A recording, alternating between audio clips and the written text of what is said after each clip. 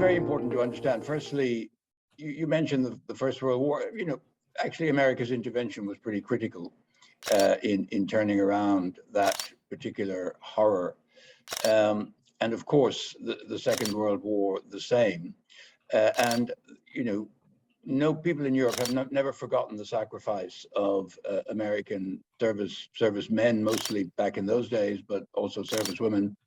And, you know, the loving way in which the cemeteries are maintained by people in Europe is still something to behold. You know, if you go out there on you know, D-Day or any of the memorial days, you know, you will still see people coming along to lay flowers, to pay tribute, and people have not forgotten and never will forget the enormous contribution which that sacrifice made to freedom in Europe. But, you know, let's be honest, after the Second World War, we discovered we needed a new business model in Europe. I mean, twice in the first half of the last century, we brought the entire world to war.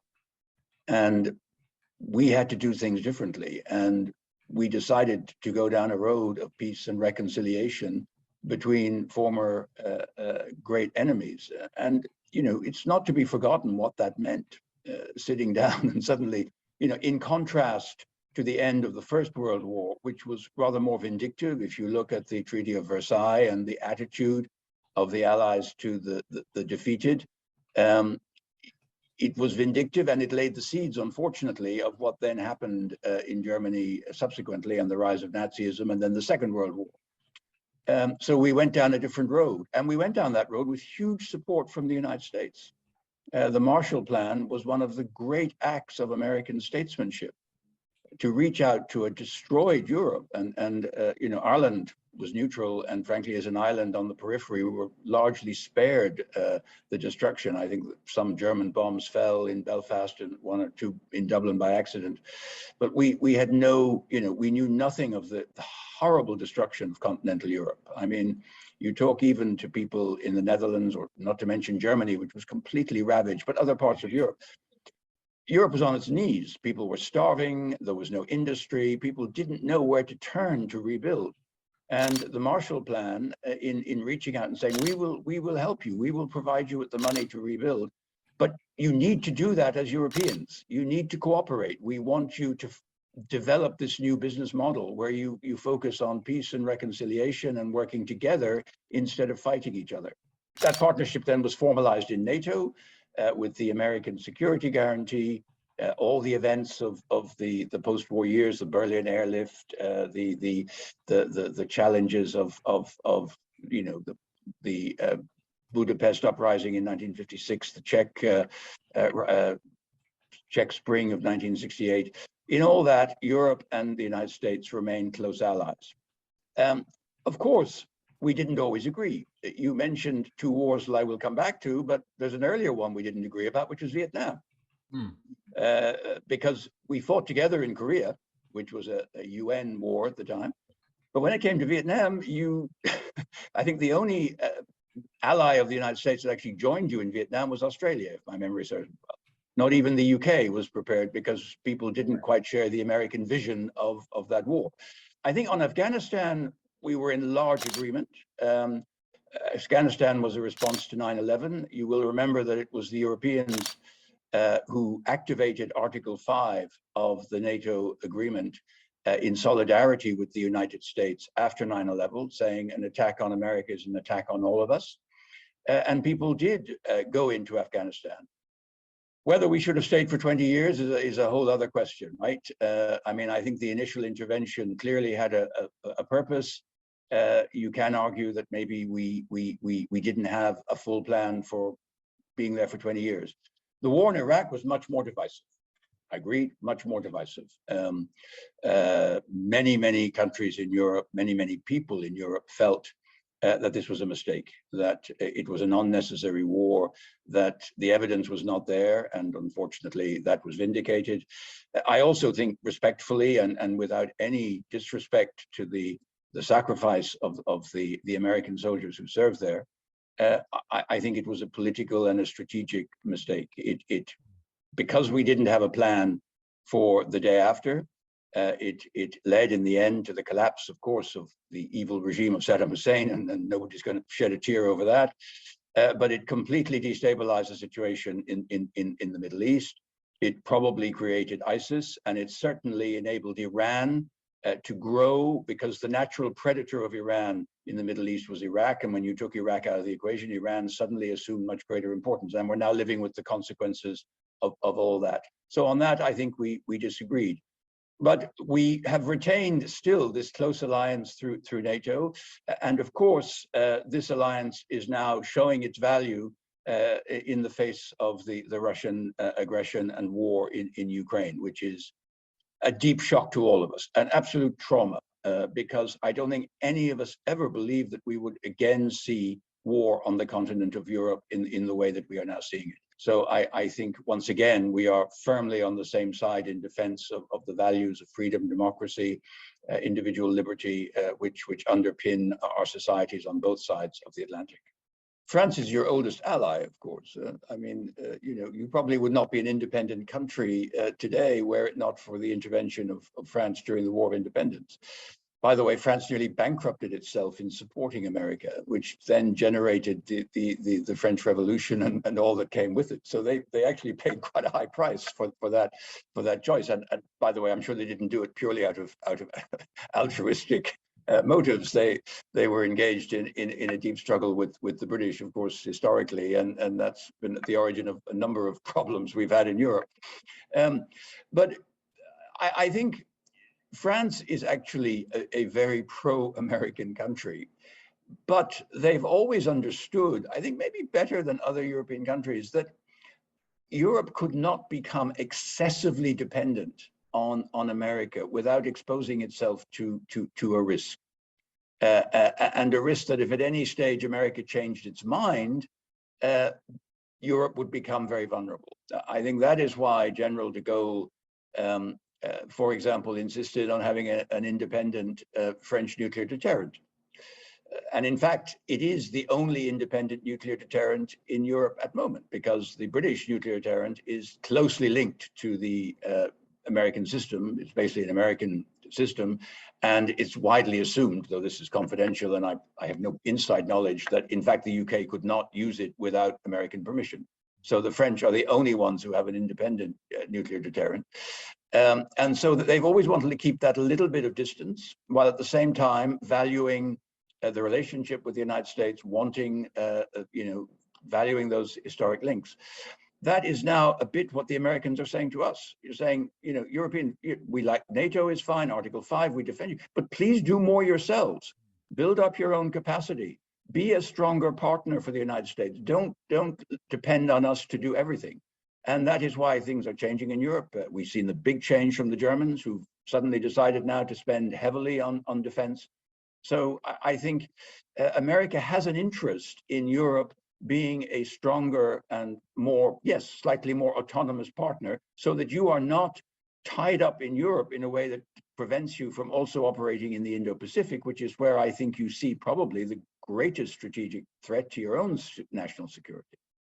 The great thing about the European Union is that it seeks to enable European countries to do things collectively that are better done that way than by individual countries, while at the same time preserving the identity and a large degree of political autonomy for individual countries.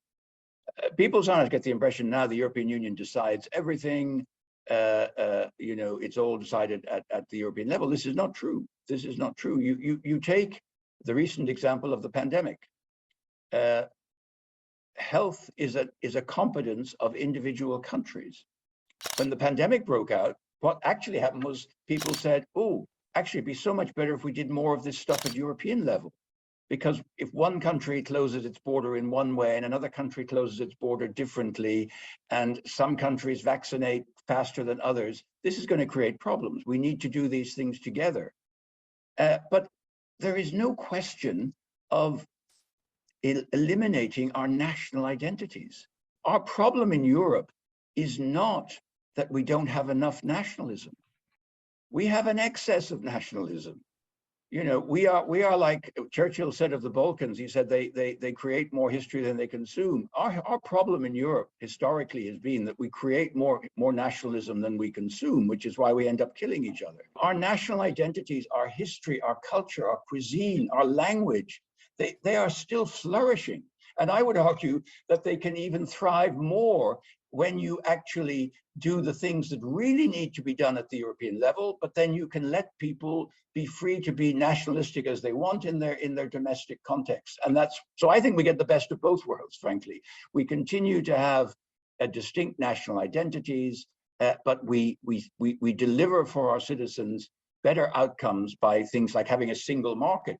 Isn't it so much better to have a market of 450 million people which trades freely, where you can move goods and services and people and capital across frontiers freely in the way you can in the United States, than if we had 27 separate countries. Now, for Ireland, at the risk of boring you, you know, when we talk about Irish history, I say, well, I'm only going to go back 700 years, right? I'm not going to bore you with the real history. The reality of the situation is the following. I mean, we know that Northern Ireland was a tendacious place. We've had 30 years of bitter, almost civil war there. 3,500 people killed, which doesn't sound like a lot if you live in a country the size of the United States, but if you scaled it up, it would be 100,000 people in America.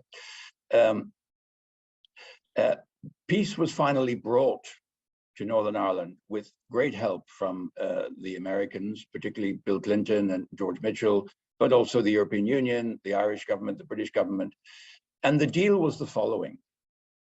There is a majority of people in Northern Ireland who want to continue to be British, who do not want to be part of a united Ireland. They received a guarantee that there would be no change in the status of Northern Ireland unless a majority of people in Northern Ireland decided that. And this was accepted by the Irish government very reluctantly, because the Irish government had always taken the view that Northern Ireland was an illegitimate entity and had no right to exist. So the Irish government recognized the existence of Northern Ireland and recognized the rule of the majority in Northern Ireland. On the other hand, it was agreed that for the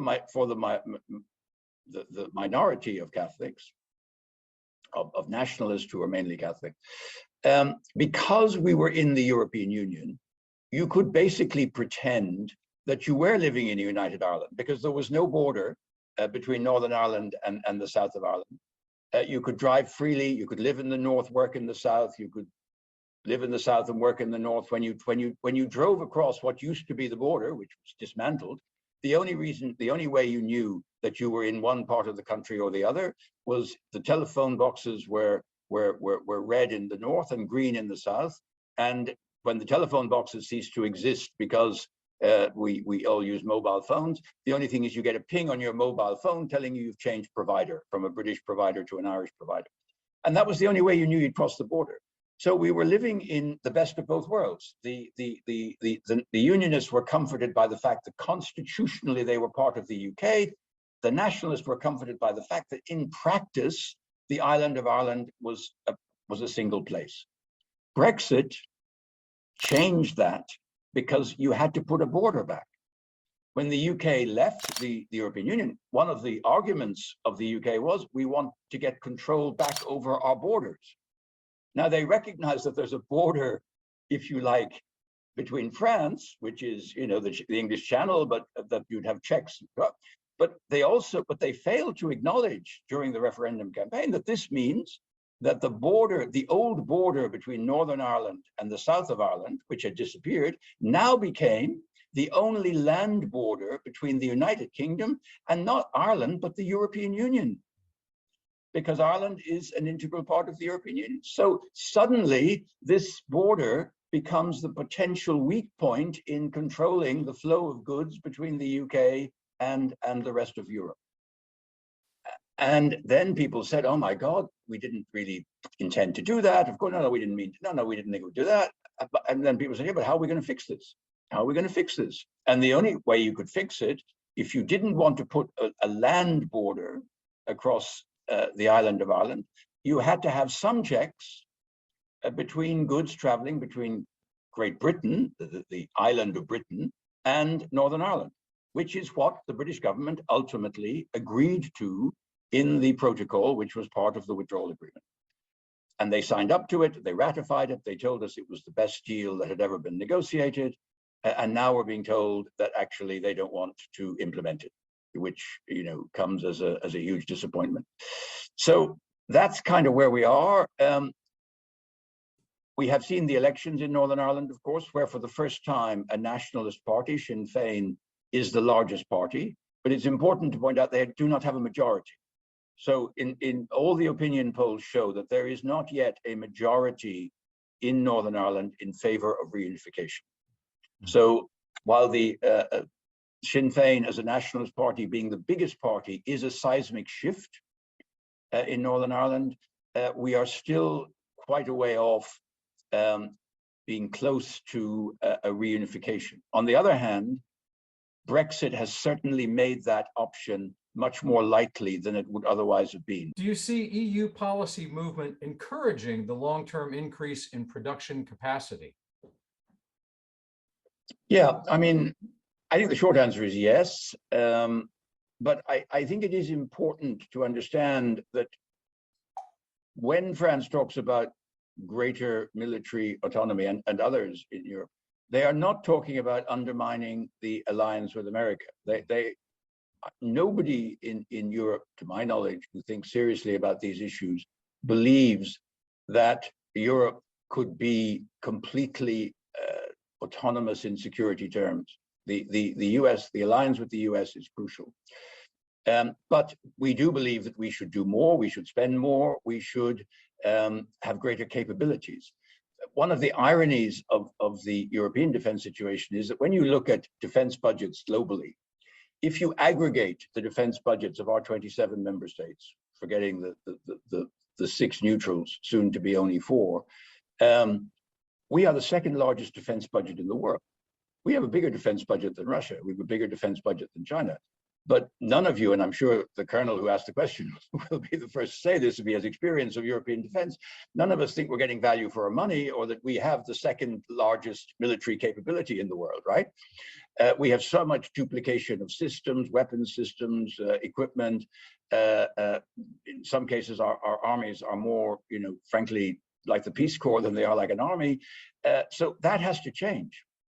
And that's what we're in the business, hopefully, of doing. We are going to spend more money. I think the fact that Germany is committed to now really seriously reaching the 2% of defense expenditure, honestly, nobody in Europe wants Germany to have the single most powerful army in Europe, right?